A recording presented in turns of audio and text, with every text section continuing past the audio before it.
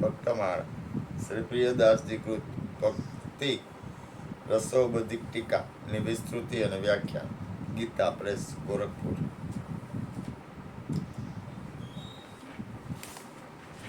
ગુરુવાર છે ને એટલે એક વાંચી એક સ્ટોરી વાંચી કહી શકે.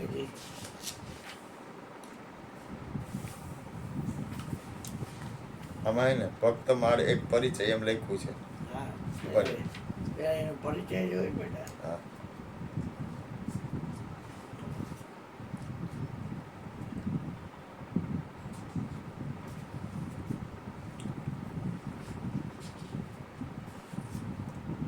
એવું ઘણા પાના હોય પણ હોય એક પાનું વાંચીશું. બોલીએ સદગુરુ મહારાજની જય.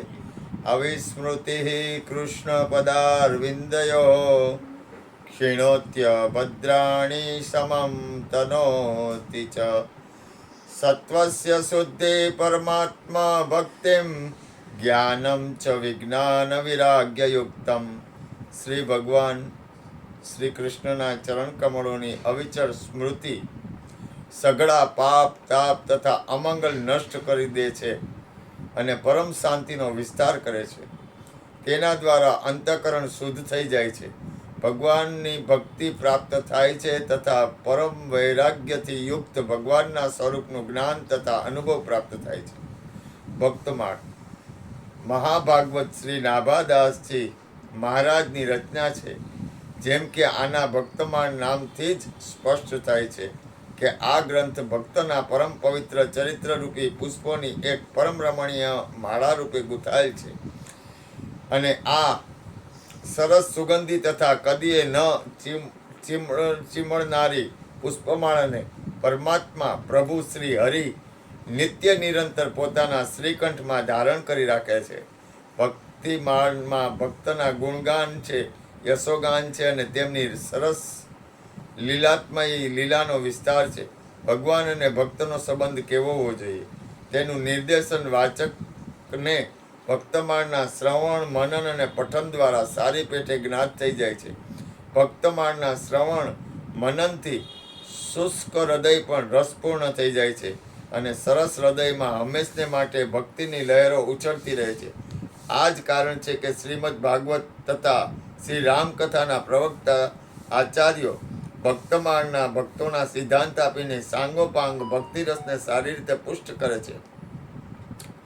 ભગવત પ્રાપ્તિની સફળતામાં ભગવાનના મંગલમય પાવન નામોનું કીર્તન, તેમના દિવ્ય રૂપનું ચિંતન અને તેમની ઐશ્વર્યમય માધુર્યમય મનોરમ લીલાઓનું ગાન તથા ચરિત્ર શ્રવણનો જેટલો મહિમા છે તેનાથી પણ વિશેષ મહિમા ભગવાનના અનન્ય પ્રેમી ભક્તોની પવિત્ર ગાથાઓનું પાઠન, શ્રવણ અને મનનનો છે.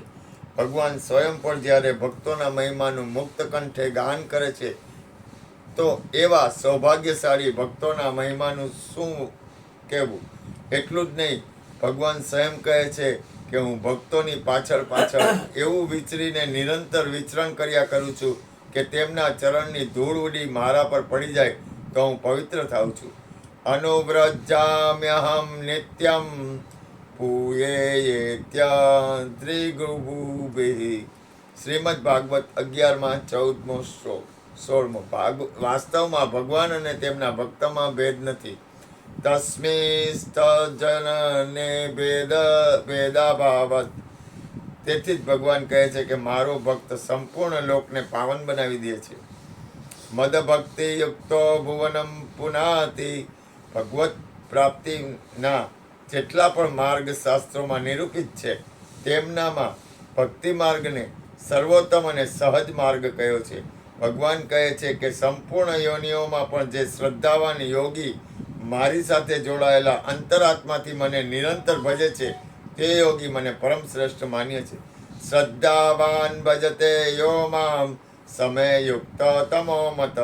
ભક્તો અને તેમની ભક્તિનો માર્ગ સર્વના કલ્યાણ માટે છે.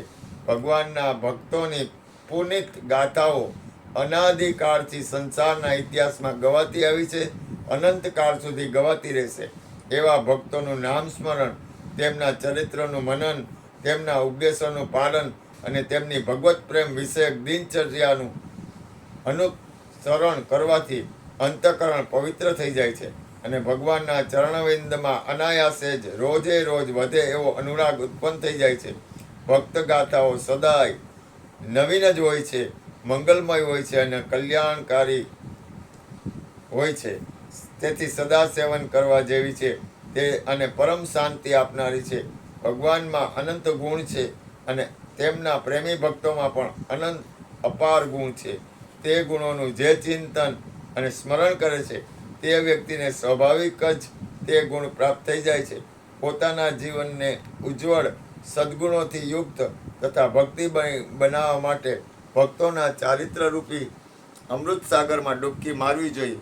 ભગવત પ્રાપ્તિને માટે સાધના કરનારાઓએ ભક્તોના ચરિત્રનું પઠન, શ્રવણ અને મનન કરવાથી બહુ લાભ થાય છે. ભક્તોના ચરિત્ર અને મનને આહ્લાદિત કરે છે અને સંસારના મહાન કષ્ટથી મુક્તિ અપાવે છે. એક સાઈ વાંચ્યું, આટલું વાંચ્યું. બસ બોલીએ સદગુરુ મહારાજની. બરાબર